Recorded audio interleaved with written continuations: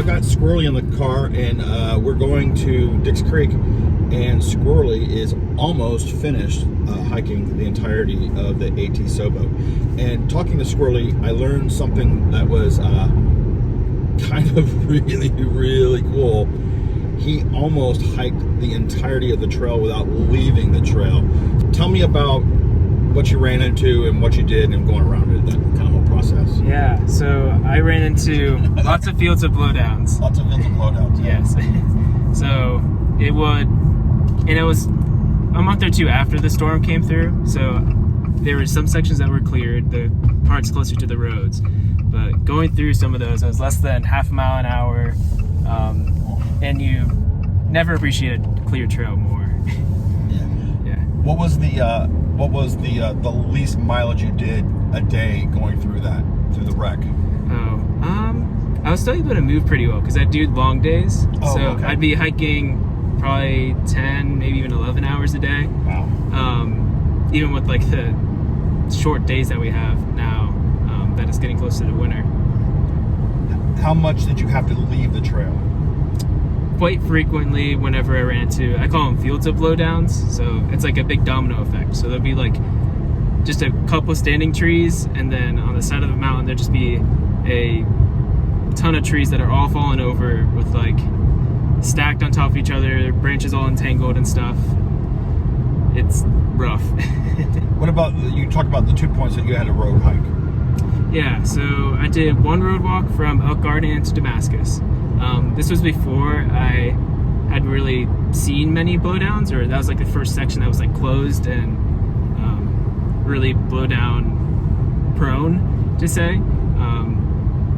And I needed to get into Damascus that next day, and I didn't really know the conditions of the trail at that point.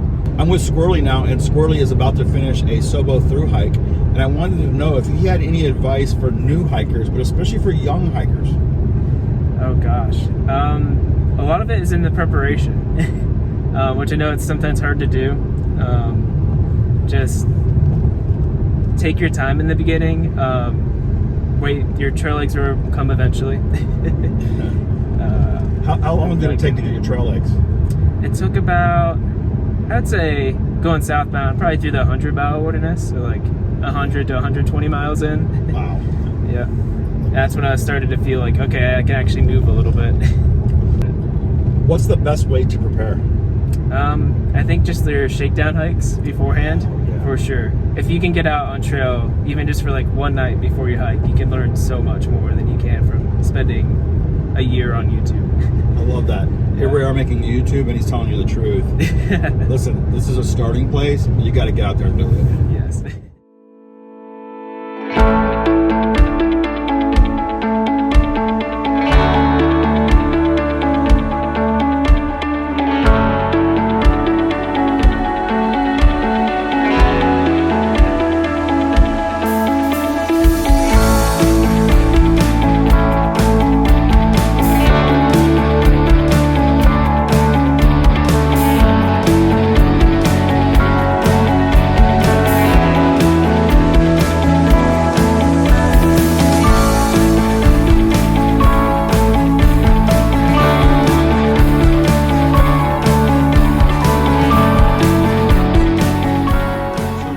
Came through in March, but she had to skip a section because she got hurt, and she is summited Katahdin, and now she is back to finish her thru hike. And what's cool is when she was here, she did not have a trail name. And now she I have was one. Julia, and now she's Little Bit. So that's perfect. And this will be the first hostel I ever stayed in and the last hostel I ever stayed in. Oh wow! Isn't Wow, that that's so. So in the vehicle today is Jules, who came through in March and was starting her thru hike, Georgia to Maine, and she had a minor injury, and so she went ahead and jumped ahead when she was healthier, and now she is back to finish the last few sections of the trail. Yes. But the reason I wanted to talk to her as we drive to Dix Creek today is she is hiking with somebody who's very interesting. Here, lean in, Uncle Pat. There he is. Look, he's in the back. Yeah. So, Jules, who are you hiking with, and how did all that happen? I'm hiking with my great uncle, and his trail name is Lucky. He hiked in 2015. He thru-hiked in 5 months and some odd days, which is 5 months and 29 days, or 4 months and 29 days. He won't call it 5 months.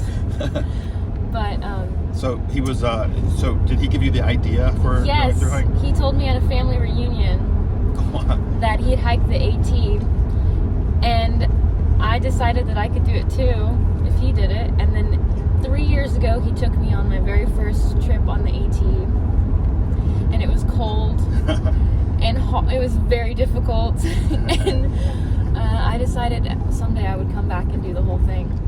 So I started this year in March, and I had to skip 30 miles in Georgia because of my knee to catch up with my friends that I was hiking with.